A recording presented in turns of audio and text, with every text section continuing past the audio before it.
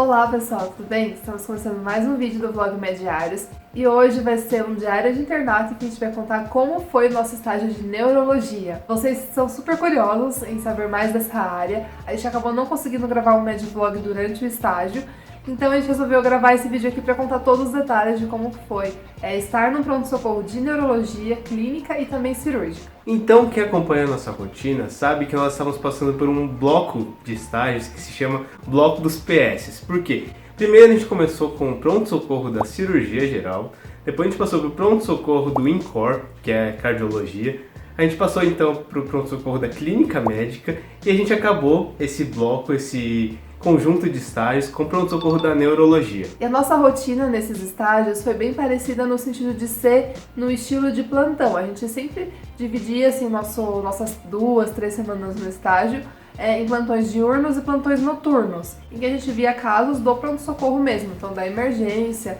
ou que estava lá, tinha chegado há 1 ou 2 dias atrás. Então era bem esse tipo de paciente que a gente acabava vendo, pacientes da emergência. Falando um pouquinho de como a gente recebia os pacientes da neurologia.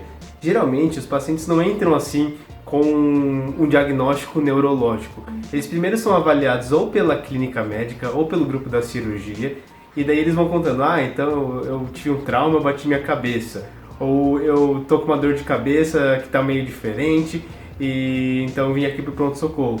E daí, se eles julgam necessário, se eles acham que é alguma coisa específica da neurologia, eles encaminham o paciente para avaliação dos neurologistas. Então isso era uma coisa legal dos pacientes que a gente atendia, porque já tinham sido um pouco assim triados, já tinham sido pedidos alguns exames, tomografia, então a gente pegava eles um pouco mais prontos, assim, com uma história bem tirada, com um exame físico geral bem feito. Daí a equipe da neurologia era chamada para avaliar mesmo as dúvidas neurológicas que os clínicos ou cirurgiões tinham. E os principais casos que eram encaminhados pra gente, como o Fábio falou, era alguma cefaleia, alguma dor de cabeça meio estranha. Então, uma coisa que tinha mudado o padrão, uma pessoa que tinha sempre uma dor de cabeça, daí nos últimos 5 dias a dor mudou, estava contínua, aí você pensava, será que teve uma hemorragia intracraniana, será que rompeu um aneurisma? Então tinha bastante pessoas com HSA, que a gente fala, até postei nos stories, muita gente perguntou, é hemorragia subaracnoide, que é um tipo de hemorragia que dá lá, e a pessoa tem uma dor que falam que é a dor mais forte da vida. Exemplo de coisa que a gente via. Também tinha uma cefaleia que a gente não sabia, não parecia enxaqueca, não parecia CVC, não parecia ser aquilo, mas era uma dor estranha, né? Chamava a gente fazia todo o exame neurológico, tudo bonitinho, pares cranianos, que é bem detalhezinho que a gente tem que fazer para testar todas as vias. Aí pensava que podia ser, sei lá, Meniere, podia ser alguma outra coisa, aí pediu uma ressonância. Então, algumas cefaleias bem doidas a gente viu. E suspeita de AVC já antigos, né? Se é uma coisa que tá com alguma sequela, que a gente tem que dar uma avaliada. Então, não tão de emergência, mas que é no diagnóstico diferencial das cefaleias. Também queixas motoras, por exemplo, fraqueza. Nós vimos muitos pacientes mesmo com Guillain-Barré. Sim, verdade. Que tinha uma época que era meio moda, todo mundo ficava com medo de Guillain-Barré, né? Sim. E a gente viu que no pronto-socorro de neurologia é meio que frequente mesmo. Aquela paralisia ou fraqueza que vai começando dos pés e vai subindo. Então, a gente viu bastante casos desses. Suspeitas de meningite. Então, por exemplo, quando a clínica médica suspeitava um paciente com uma dor de cabeça, com uma febre, não sei se pode ser alguma coisa neurológica, chamava a neurologia para avaliar. E daí, nesses casos de suspeita de infecção, tanto meningite como meningoencefalite, tem aquela encefalite herpética também, que tem um quadro bem clássico, a gente viu. A gente fazia a punção do líquor depois, então fazia uma imagem, né, uma tomografia do crânio, se tivesse tudo ok, a gente fazia a punção do líquor. E daí a gente vai colocar uma fotinho pra vocês, só pra vocês verem a anatomia, a gente fazia punção lombar. A gente teve bastante oportunidade, né, de fazer esse de treinamento. Todo o plantão que a gente dava tinha uns 2 líquores pra colher, e a gente tava em 2, 3 alunos dando plantão, então todo mundo conseguiu tentar pelo menos 2 vezes funcionar o líquor, que eu acho bom pra gente sair com uma certa mão. É bem difícil, porque tudo que envolve uma anatomia que pode ser bem mutável, assim, tipo, se você tiver uma escoliose, é difícil.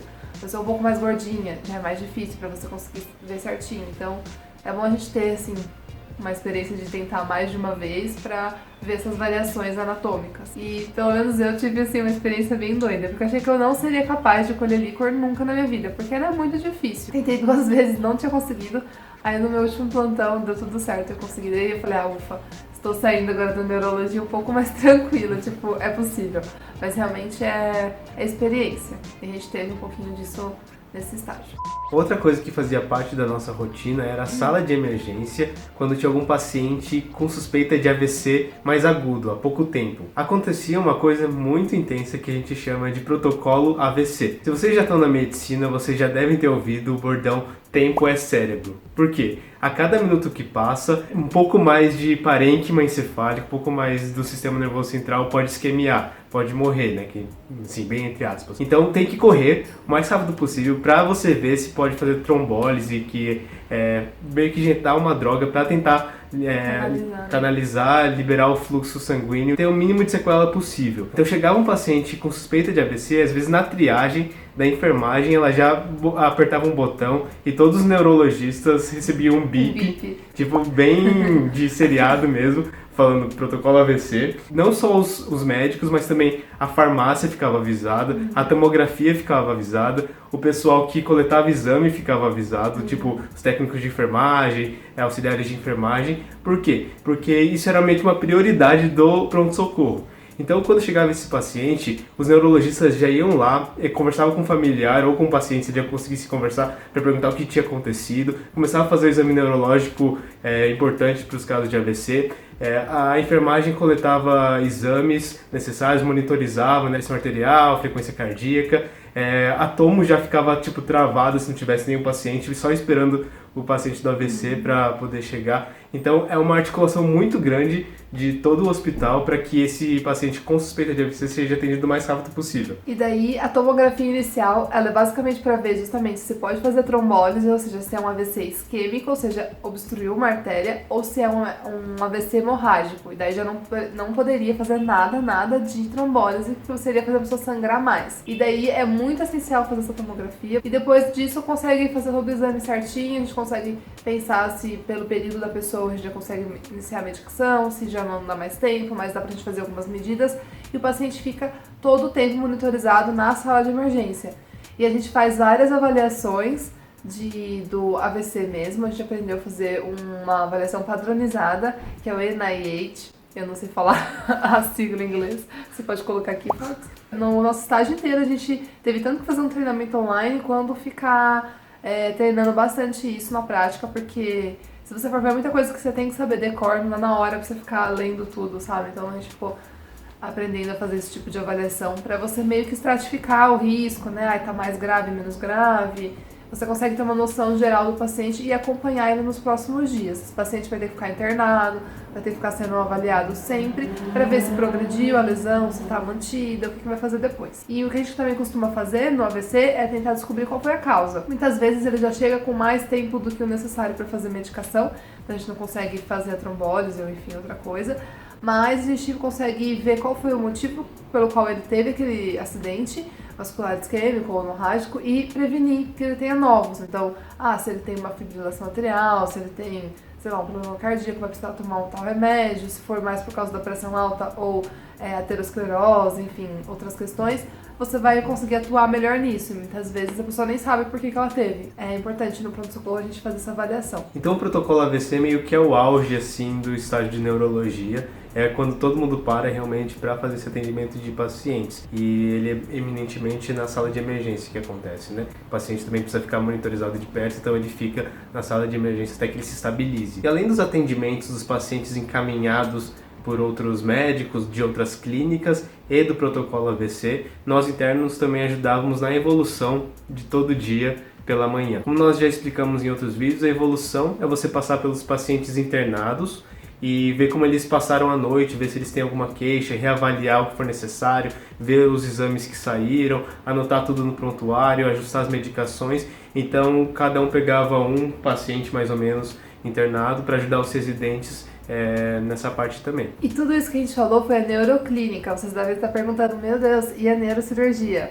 O pessoal da neurocirurgia, como vocês sabem, tem uma rotina bem mais pesada. Eles têm toda essa fama de serem profissionais que trabalham muito, horas extenuantes. E parece que é um pouco verdade mesmo. Eles estão sempre bem cansados, tadinhos residentes.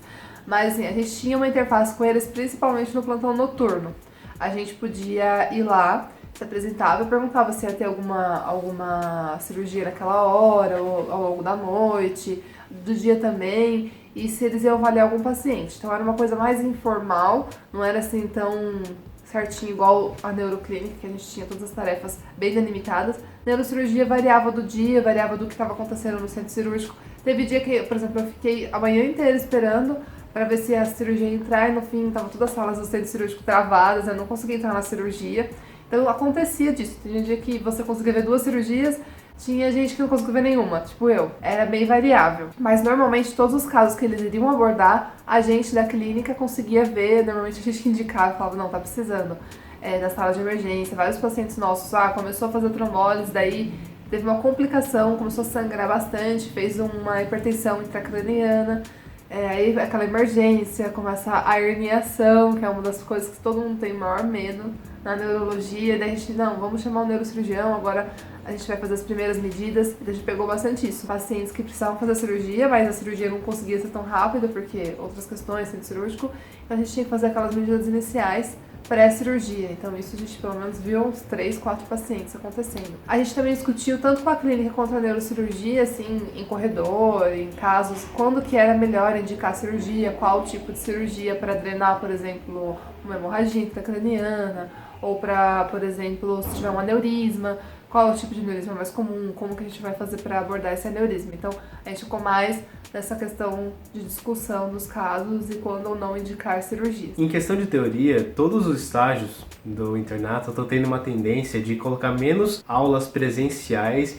e mais aulas online para a gente assistir por conta própria, com exercícios orientadores, com artigos que eles indicam, enfim. E foi a mesma coisa na neurologia. A gente teve na presencial mesmo mais simulações, que a gente fala, que é atividades práticas, onde a gente simula casos que a gente pode encontrar no pronto-socorro, os professores corrigem uma coisa ou outra, faz discussões depois do que aconteceu, e em casa a gente assistia mais a parte teórica mesmo. Então esse foi o nosso estágio de neurologia, e agora, para quem está acompanhando a nossa rotina, já sabe que estamos de férias, vamos ficar 2 semanas. 2 semanas. E daí depois começa tudo de novo, mas a gente está ansioso para o fim desse ano mesmo, a gente quer se formar. Tá sendo o melhor ano da nossa vida, assim, na faculdade, mas ao mesmo tempo a gente já quer começar, né, a trabalhar, enfim. Então estamos aí nesse espaço, nesse momento da nossa graduação. A gente gostou bastante do estágio, acho que foi um bom, comparado com os outros, não foi tão intenso, a gente não morreu no estágio, então tem estágio que você fica assim só o pó, né, muito acabado.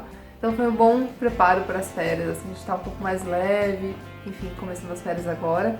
E espero que vocês tenham gostado desse vídeo. Se vocês gostaram, deixa a curtida de vocês aqui e também se inscrevam no canal para vocês continuarem acompanhando nossos vídeos e a nossa rotina na medicina e agora se formando.